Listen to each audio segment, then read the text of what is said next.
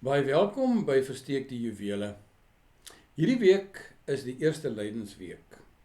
En Woensdag staan bekend as Aswoensdag. En die as gaan oor berou oor ons afvalligheid en ons sonde. Die lydenstyd herinner ons aan die geweldige lyding wat Christus moes deurmaak om ons met God te versoen.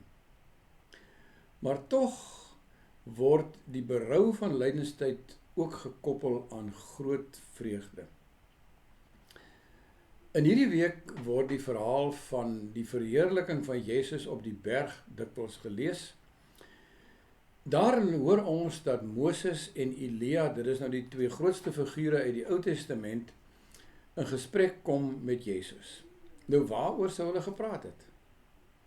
Ons lees in Lukas 9 dat hulle gesels het oor Jesus se uittog in Jerusalem.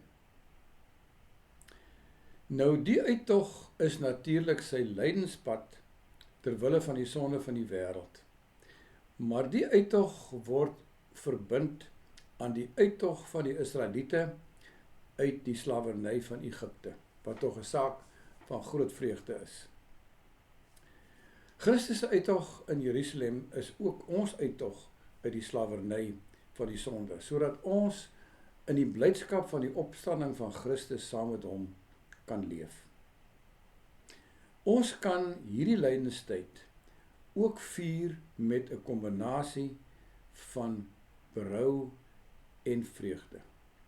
'n Gepaste benadering tot lydenstyd is vergifnis, wat soms 'n baie moeilike ding is, maar wat tog ook groot vreugde kan meebring.